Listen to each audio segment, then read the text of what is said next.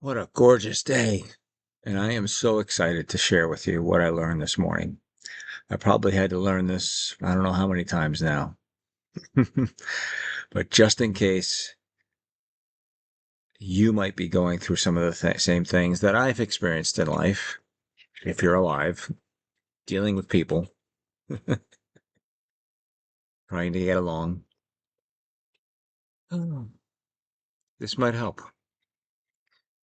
So in church this morning, Pastor Joe was just so good.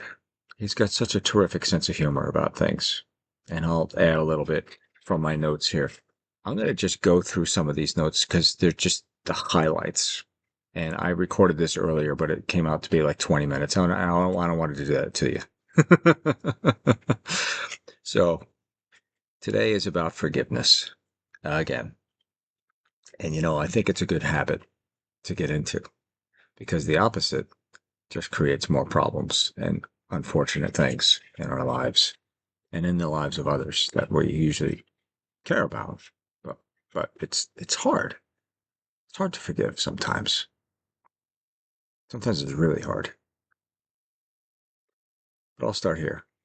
Proverbs 4, verse 23. And I'm going to summarize these. These aren't going to be written right out. Guard your heart above all things, because everything about you flows from there.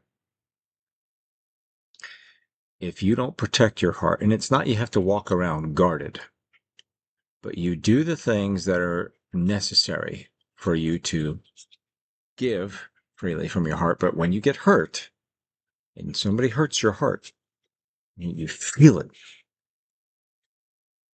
If you don't find a way to forgive, it will haunt you. I'll get into that more in a bit. Don't allow bitterness, wounds, unfilled desires, which can lead to resentment, fester. If we don't deal with them, your lifestyle will suffer, and all the relationships, normally the ones you deem most important to you. Post-betrayal attitude towards others is never good until they're dealt with. I'll touch on that in a little bit. Your gut is like your second brain. You can suffer all kinds of sickness, chronic ailments because of unforgiveness and resentment. Wow. Unfortunately, I think of some people that I know have some of those issues, and they go to the doctor, and it's literally they have heard them say, "We don't know what's wrong with you. We don't really find anything that's wrong. We see all the conditions that you're suffering from, but we don't know what's causing it." And it's because normally it's not in the physical world; it's spiritual. You have swallowed bitterness and resentment, and you won't let it go for some reason. You haven't dealt with it yet. Okay. Ephesians 4, verses 30 to 32. Let all bitterness, wrath, anger, clamor, and evil speaking, be put away with all malice. Be kind to one another. Hebrews 12:14. Pursue peace with all people and holiness, without which no one will see the Lord. Now that's 14 and 15 verses. Here's the thing.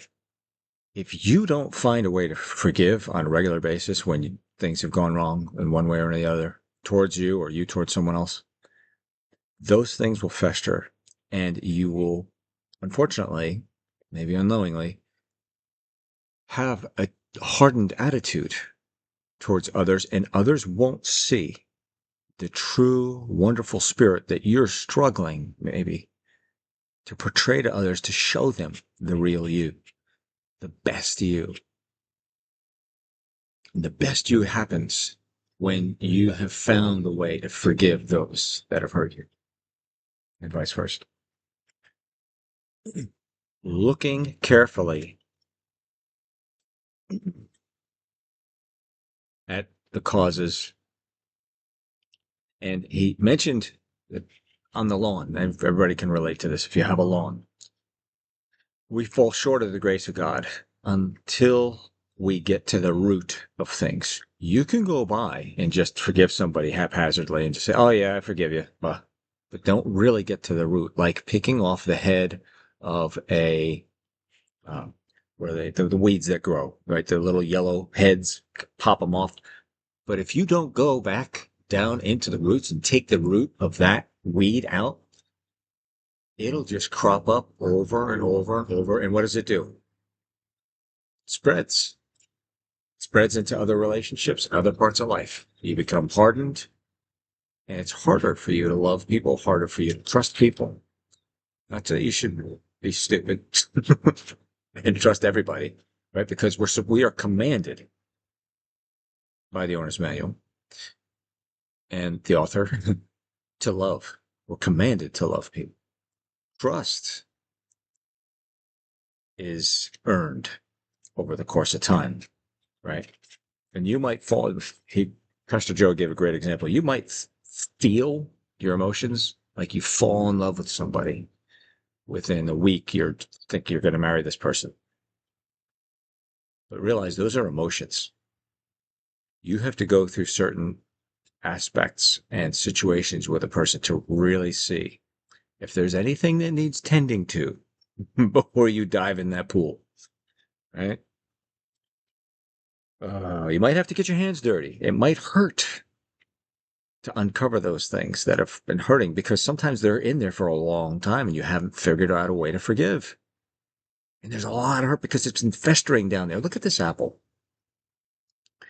My sweet, wonderful daughter, I have two, but the one I'm referring to, she and her boyfriend went out and picked at this beginning of October. So they're in season. You can go out and get these delicious apples. Oh my goodness. Right off the tree, right from the source. Not ones that have been probably sitting in a truck back in May when you went to the grocery store and they were in unnatural environments. Maybe I'll pick on that later. But look what happened to this when I was eating.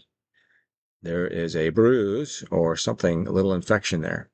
And that could be the start of a small amount of bitterness or something that happened in your life.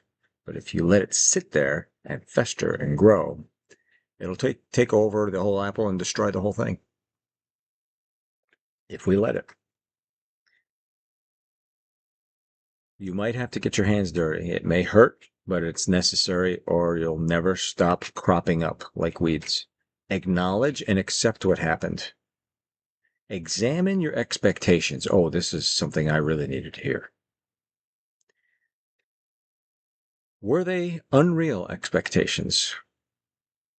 Expectations, or you believe someone owed you something. Sometimes we set ourselves up to be hurt.